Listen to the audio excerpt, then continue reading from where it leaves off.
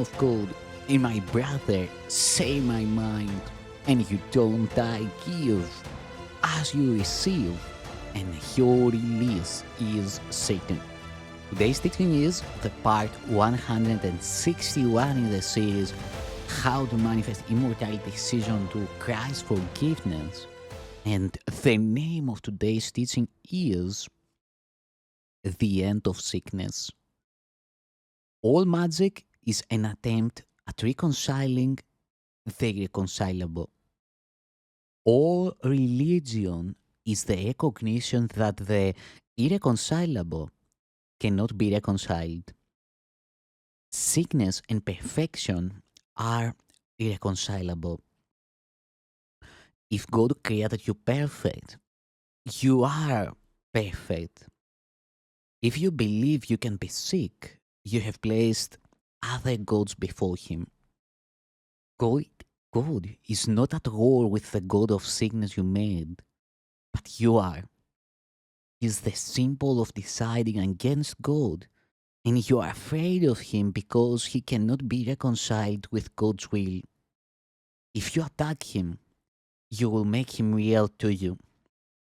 But if you refuse to worship Him in whatever form He may appear to you, and whenever you think you see Him, He will disappear into the nothingness out of which He was made. Reality can dawn only on an unclouded mind. It is always there to be accepted, but its acceptance depends on your willingness to have it. To know reality must involve the willingness to judge unreality for what it is. To overlook nothingness is merely to judge it correctly, and because of your ability to evaluate it truly, to let it go. Knowledge cannot dawn on a mind full of illusions because truth and illusions are irreconcilable. Truth is whole and cannot be known by part of a mind. The sonship cannot be perceived as partly sick because to perceive it that way is not to perceive it at all. If the sonship is one, it is one in all respects. Oneness cannot be divided. If you perceive other gods, your mind is split, and you will not be able to limit the split because it is the sign that you have removed part of your mind from God's will. This means it is out of control. To be out of control is to be out of reason, and then the mind does become unreasonable. By defining the mind wrongly, you perceive it as functioning wrongly.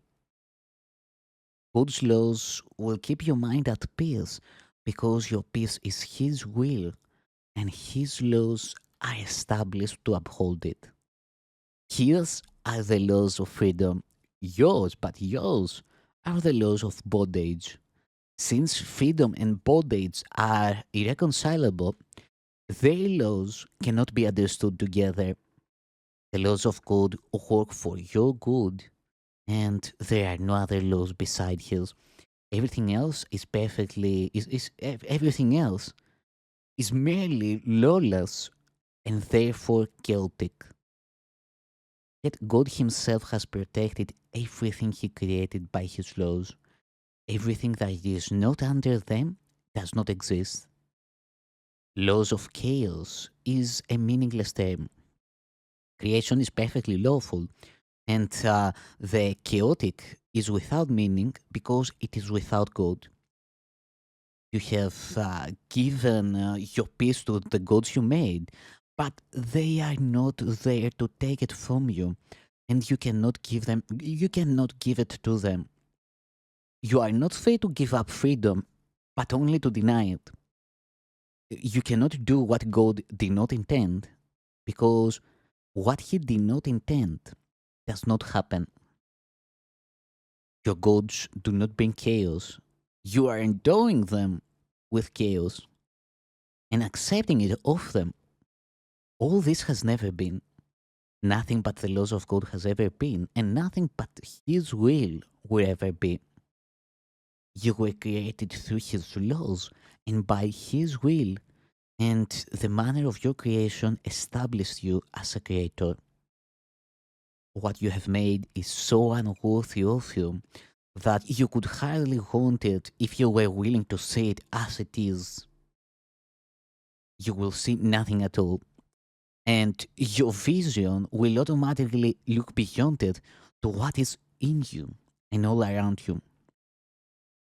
Reality cannot break through the obstructions you interpose, but it will envelop you completely when you let them go. When you have experienced the protection of God, the making of idols becomes inconceivable. There are no strange images in the mind of God, and what is not in His mind cannot be in yours because you are of one mind, and that mind belongs to Him. It is yours because it belongs to Him, for to Him ownership is sharing. And if it is so for Him, it is so for you. His definitions are His laws, for by them He established the universe as what it is.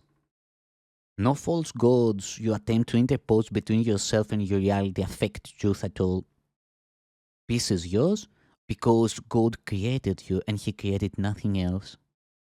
The miracle is the act of a Son of God who has laid aside all false gods and calls on His brothers to do likewise. It is an act of faith because it is the recognition that his brother can do it. It is a call to the Holy Spirit in his mind, call that is strengthened by joining. Because the miracle worker has heard God's voice, he strengthens it in a sick brother by weakening his belief in sickness, which he does not share. The power of one mind can shine into another because all the lamps of God were lit by the same spark. It is everywhere and it is eternal. In many, only the spark remains, for the great rays are obscured. Yet God has kept the spark alive so that the rays can never be completely forgotten. If you but see the little spark, you will learn of the greater light, for the rays are there, unseen. Perceiving the spark will heal, but knowing the light will create. Yet, in their turning, the little light must be acknowledged first, for the separation was a descent from magnitude to littleness. But the spark is still as pure as the great light, because it is the remaining call of creation. Put all your faith in it, and God Himself will answer you.